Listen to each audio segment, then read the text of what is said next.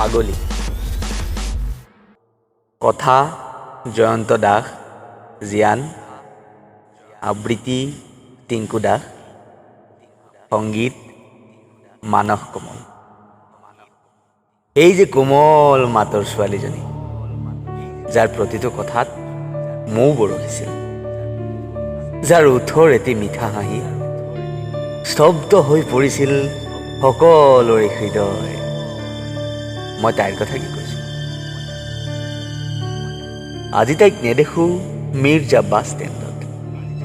তাই বিচৰণ নকৰে এতিয়া DK কলেজৰ সেউজীয়া বৃন্দাবনত।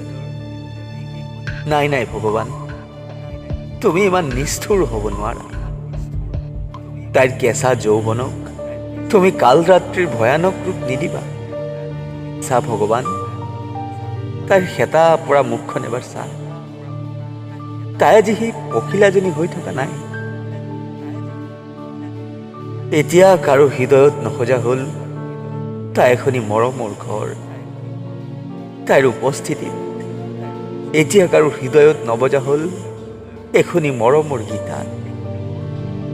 জীৱনৰ একা বেকা বাটত আধৰুৱা সপোনবোৰ বুকুচাত বান্ধি তাই আজি ঘূৰি ফুৰে অলিয়ে গলি। আজি লাজ নকৰে তাইৰ উলংগ দেহটো আনে দেখিব বুলি।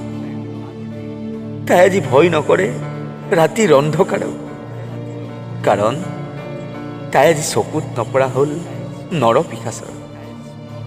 তাইৰ পৃথিৱীখন আজি অন্ধকাৰ।